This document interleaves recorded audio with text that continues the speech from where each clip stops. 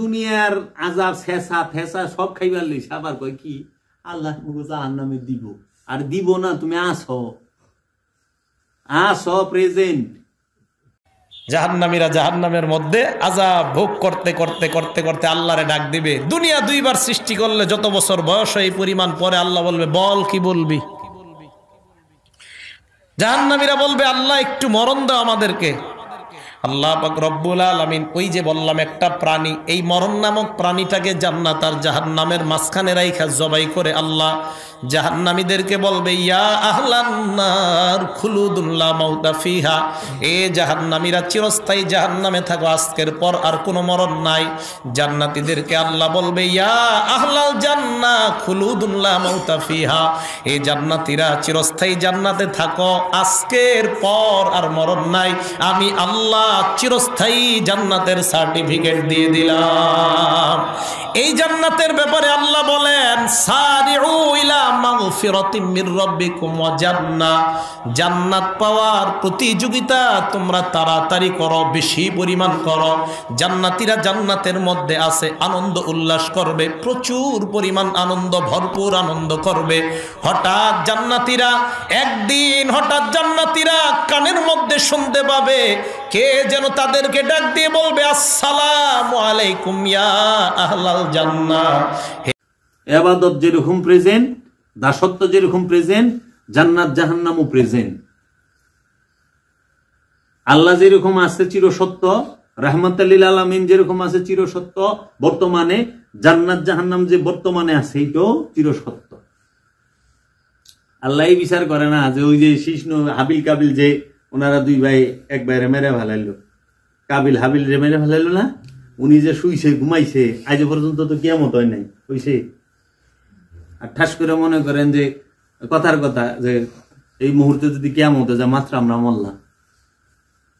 নবীর বন্যার সময় যারা মরছে এরা যে হুইছে এরা তার শুনতে উঠে নেই হওয়াতে, আর আমি টাটকা মরলাম। হ্যাঁ যদি ধরে আল্লাহর জিগায় আল্লাহ গো আমি কি দোষ করছি, এত কাল আমার হুয়ায় রাখলাম। ওরা BMW তে চললো, অ্যান্ড্রয়েড মোবাইল ব্যবহার করলো, সব ব্যবহার করলো, কত কিছু ওরা দেখলো, আমাকে এই সুযোগই দিলা না। উত্তর আছে আল্লাহ এই বিচার কখনো করে না। ছোট বড় উসাইনিস আল্লাহ এই যে বৈষম্য, এটা এই দূরত্ব আল্লাহর কাছে না। প্রতিটা ব্যক্তির কিয়ামত, মৃত্যুটাই হলো তার কিয়ামত, প্রতিটা মানুষের মৃত্যু হলো তার কিয়ামত। আর ওই কিয়ামতেই তার সব ক্লোজ, হিসাব কিতাব, জান্নাত জাহান্নাম, পুলসেরাত, সমস্ত কিছুর হিসাব ওইখানে। এর জন্য ওই কিয়ামতের সাথে সাথে সে আবার কবরে ধুইকা হাসরে উঠবো, নতুন দেহ পাবি। এই যে গুরবাল হাসরে আল্লাহ যেরকম কর্ম করছো সেরকম কবর ভাবি, এই দেহটাই কবর। কবরটা একটু চাই দিক, কবরের কি অবস্থা। এই দেহ কবরের ভিতরে প্রাণ থাকে, মাটির কবরের ভিতরে কখনো যাবে না। দেহ কবরের ভিতরে প্রাণ থাকে, মাটির কবরের ভিতরে প্রাণ থাকে না, লাশ থাকে। মাটির কবরের ভিতরে যাইব এই সেটেল বডি আর ফিজিক্যাল বডি। মাটির কবরের ভিতরে ফিজিক্যাল বডি যাবে, হাত যাবে, নাক যাবে, কান যাবে, মুখ যাইব, জিহ্বা যাইব, নারী ভুঁড়ি, অঙ্গ প্রত্যঙ্গ সব যাইব মাটির গর্ত, মাটির কবরে। কিন্তু ওই মাটির গর্তের ভিতরে দৃষ্টি যাবে না, শ্রবণ যাবে না, ঘ্রাণ যাবে না, জবান যাবে না, অনুভূতি যাবে না। তাহলে ওই জিনিসটা, দৃষ্টি কোন কবরে থাকে? এই কবরে, এই দেহ কবরে। শ্রবণ কোন কবরে থাকে? এই দেহ কবরে। জবান কোন কবরে থাকে? এই দেহ কবরে। ঘ্রাণ কোন কবরে থাকে? এই দেহ কবরে। গন্ধ ঘ্রাণ দুটোটাই থাকে দেহ কবরে। অনুভূতি, এই ফিল, এটা ওই দেহ কবরে থাকে, মাটির কবরে না। এই জন্য মাটির কবরে যাব লাশ, প্রাণ না। আর এই দেহ কবরে আইব প্রাণ, এই দেহ কবরে আসবে প্রাণ। এই প্রাণ যে কবরে থাকে ওই কবরে আযাব হয়। আর প্রাণ যে কবরে থাকে না, ওই কবরে কোনো আযাব নাই। মেজাজিতে আনুষ্ঠানিকতা মাইনা নেওয়া লাগে, খালি সাফাই বেলছে ইমরারা ডুমরা। আরে মরা রে কাটলে কি ভাললে কি, বুলডোজার চালাই দিলে কি মরার উপরে মরায় মাতে পোস্টমর্টেমের মধ্যে। আরে গোসল যে করা পর ফুলা হালায়, এলাকার মাইসে দেখে কিছু কয় না। কে রে? মরা লাশ, লাশের কাপড় খুললেই কোনদিন লাশ শিখার দেয় না, শরম পায় না। কিন্তু প্রাণের কাপড় খুল, যে লাশের মধ্যে প্রাণ আছে। একটা অসুস্থ মানুষের লুঙ্গি টান দাও, দেখো ওই মানুষটাও একটা সিলাইন দিবে। এর জন্য কবর কোনটা? হাকিকি দেহ কবর। আর এই কবরের পূজা সবাই করতেছে। এই জগৎ কবর পূজায় ব্যস্ত। সেই কবরটা কোন কবর?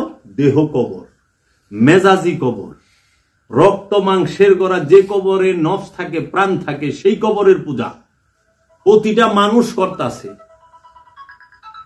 মাটির কবরের পূজা কেউ করে না, মাটির কবরের পূজা হয় না, লাশের কবরের পূজা হয় না, লাশের কবরের পূজা করে না কেউ, লাশের কবরের পূজা কেউ করে না। এই জগতে প্রতিটা মানুষ তার এই দেহ কবরের পূজা, যেই কবরের মধ্যে মানুষ থাকে, প্রাণ থাকে, নফস থাকে, সেই কবরের পূজা করতেছে। এই জন্যই জিন্দা দেহের সেবা যত্ন সবাই করে, করে না?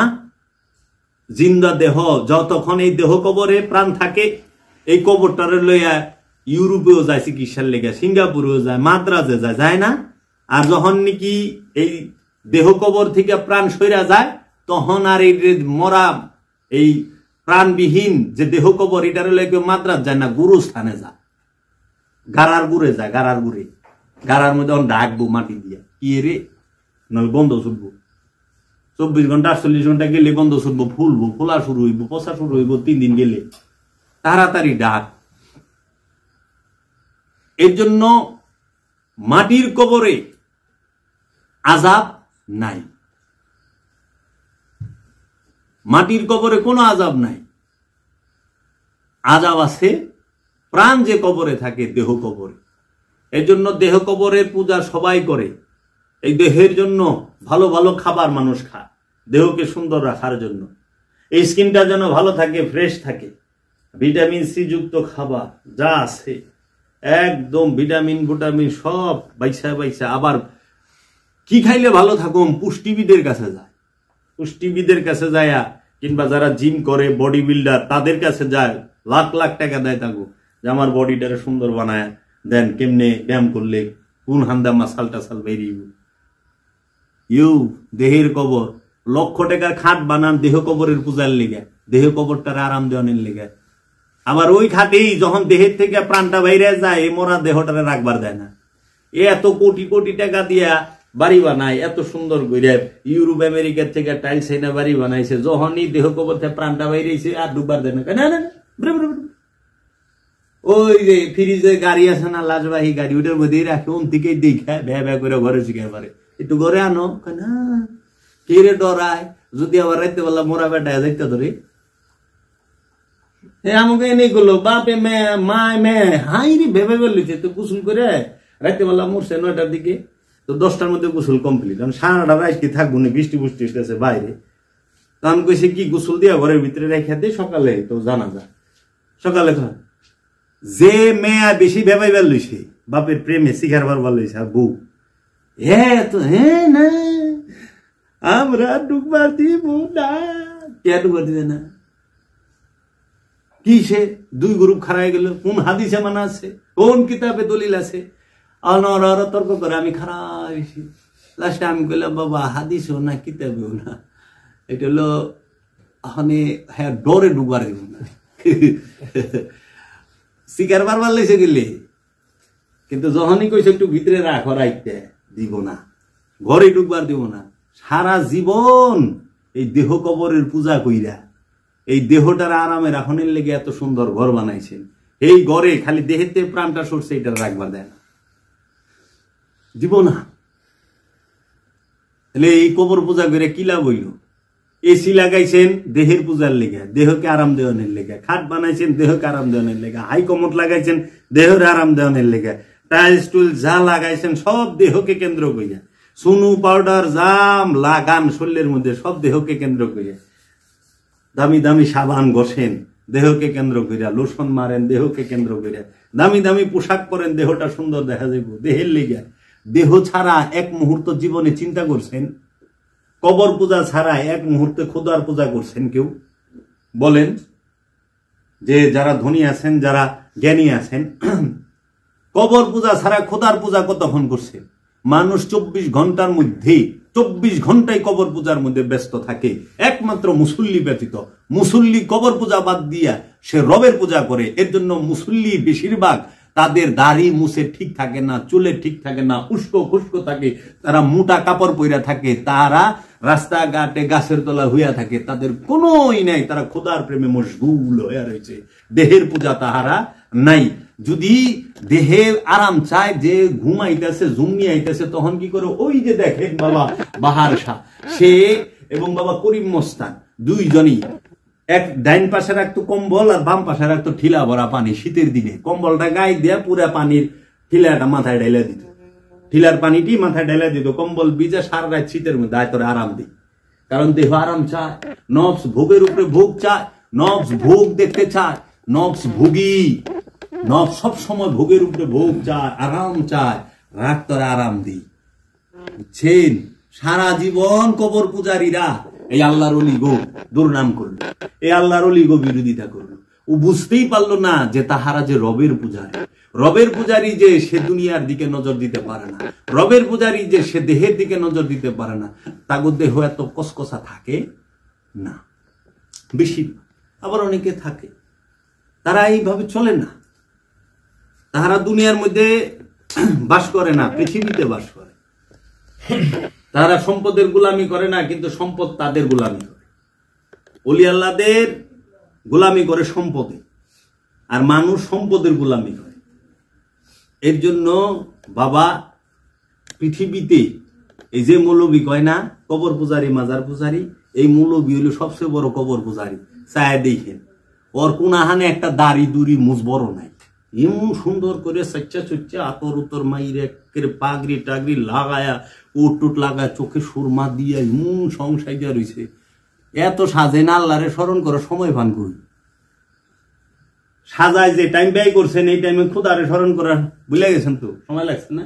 এর লেগা অলি আল্লাহ গজি গায়ে, যে সুফি গজি গাইতো যে আপনারা তো মোটা মোটা কাপড় পরেন, তখন পাতলা কাপড় পরা পারেন না, টরে কাপড়ের পাঞ্জাবি, পাতলা সাদা পাঞ্জাবি পরবেন টরে কাপড়ে। তখন সুফিরা উত্তর দেয়, কারণ যত সময় কাপড় ধুইতে আর ইস্ত্রি করতে সময় ব্যয় করুম, মতক্ষণ আল্লাহর জিকির করুম, দায়ামি সালাত করুম। এর লেগা মোটা কাপড় পিন্ধা থাকি, 3 মাস 4 মাস পরে একদিন ধর, বাস কাম শেষ। বুঝছাস? এর লেগা সুফিরা, সুফি সবসময় মোটা পোশাক পরে, কারণ পাতলা পোশাক গোছাই যাব, পাতলা পোশাক ময়লা হইব তাড়াতাড়ি, পাতলা পোশাক দিয়ে গামে ভিজবো, অনেক প্যারা আছে। এর লেহারা সকসকা কম থাকে। বুঝছাস? কেমনি কমবি? তো কবর পূজারি সবাই, এই জগতে রবের পূজারি পাওয়া বড় মুশকিল। আর মানুষ কবরের পূজাটাই সবচেয়ে বেশি করে, সবচেয়ে বেশি করে। সুন্দর একটা বিয়া করবো, বউ সুন্দর আনবো, উটার পূজাও শুরু করে দিব। পূজা কি খালি আগরবাতি আর ধূপ ঘুরাই লয় রে? পূজা তো হৃদয়ের বিষয়, এটা খাস বাংলা, পূজার বাংলা। যদি এটারে আরবিতে বলে ইবাদত, দাসত্ব, তাই না বাবা? তো কাজেই আমরা কে কি করি? আমরা পূজায় ব্যস্ত, দেহ এই কবর পূজায় সবাই। মাজার আর কবর কখনোই এক বিষয় না, ঠিক আছে? আর কবরের আযাব সেটা কখনোই মাটির গর্তে না, দেহ কবর। পাইলস মাটির গর্তে হয় না, দেহের মধ্যে না, দেহ কবরে। দেহ কবরে আলসার গ্যাস্ট্রিক মাটির কবরে না দেহে কবরে? দেহ কবরে। আলসার গ্যাস্ট্রিক কি রে? নফসটারে জ্বালাইব দেখা, নফসটাকে শাস্তি দিব দেখা দেহ কবরে কি থাকে? এই রূপগুলা থাকে। কারণ এই রোগের মাধ্যমে, এই দেহের মাধ্যমে নফসকে স্বাদ পাওয়া ছাইরা দেয়। জাহান্নামে জ্বলে নফস, কিন্তু ওই যন্ত্রণাটা দেয় দেহ কবরের মাধ্যমে। এই জন্য ওই যে ওইটার উল্টা করে কয় আর কি, যে মাটির কবরে আজাব হচ্ছে। আল্লাহর হাবিব যে কবরে আজাব হইতেছে ওইটা দেখা, ওইটা দেহ কবরের কথা কইছে, মাটির গর্তের কথা কয় না। বুঝছা? ইহুদির কবর মাটির গর্ত, আবার ইহুদিরই গিয়েছে আর খ্রিস্টানেরই গিয়েছে আর হিন্দুরই গিয়েছে। দেহ কবরের মধ্যে ইহুদি নিশানি থাকে, দেহ কবরের মধ্যে খ্রিস্টানের নিশানি থাকে, দেহ কবরে হিন্দুর নিশানি থাকে, দেহ কবরে আবু জেহেলের নিশানি থাকে, ফেরাউনের নিশানি থাকে, নমরুদের নিশানি থাকে, দেহ কবরে আমানুর নিশানি থাকে, দেহ কবরে মুমিনের নিশানি থাকে, যেটা মুমিনের কবর। দেহ কবরে নবী রাসূলদের নিশানি থাকে। এই দেহটাকে সংরক্ষণ করে রাখে, হেফাজত করে রাখে আল্লাহ নবী রাসূলদের ওলিদের।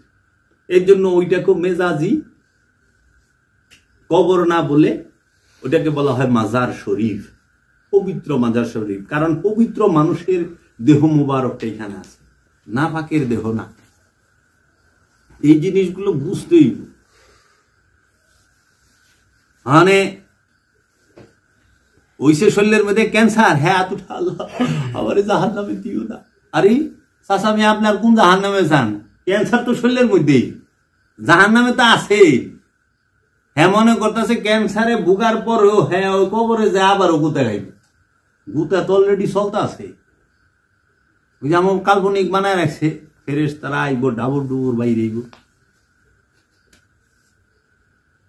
একবারই দিব সাত জমিনের তলে লেছে, বাবা টান্দা উঠায়, বাবার ওরকম হইবে না, আবার একের সেম আলিফ লাইলার মতো করে হালাইছে। এতটুক বদ না, ও দিঘির মধ্যে বসা দিলি এরকম মোটা এক বেটা বাইরে এই ফোন দিল দিয়ে দুলার সাথে, কি একটা আজীব ব্যাপার না? সে একটা এতটুক এইরকম মোটা এক দৈত্য বাইরে গেছে আলিফ লাইলার মধ্যে, এইরকম দাড়ি লিপস্টিক ঠুটে মাথা একটা মূলা দিয়ে থুইছে। এটা জিন। আলাদিন কি চাস বল, আমি এটা চাই। আচ্ছা, পুরা নৌকা রাতের তলায় লেবেল সে জিন শুনছে। আমাকে দেখতে দেখতে মাইন্ডে ওইটাই সেট হয়ে গেছে, জিন বুঝি এরকম। একবারও চিন্তা করে না এরকম একটা ফোন দিলে এতটুকু একটা ছিদ্র দিয়ে এত বড় মোটা বেটাটা কেমনে ঢুকলো? গাড়িতে ঢুকাই বেড়ে গেলে ঠেলন লাগে, এত বড় দরজা। হ্যাঁ বদনার মুখ দিয়ে বেরিয়ে গেছে। কি কইবা, কিচ্ছু কয় না, ওইটাই বিশ্বাস করে। আর আমরা যতই কই বিচারে কাল্পনিক সব, কারণ মানুষ কল্পনা বেশি পছন্দ করে, মানুষের এই স্বপ্ন বেশি। হ্যাঁ, যে আমাদের প্রবাদে আছে না, সিরাকাতা হইয়া কোটিপতি স্বপ্ন দেখে। এর জন্য এই কবরের হাসরে মানুষ সম্পর্কে আলোচনা করা, মানুষ না হয়ে পড়লে কোনো লাভ নাই।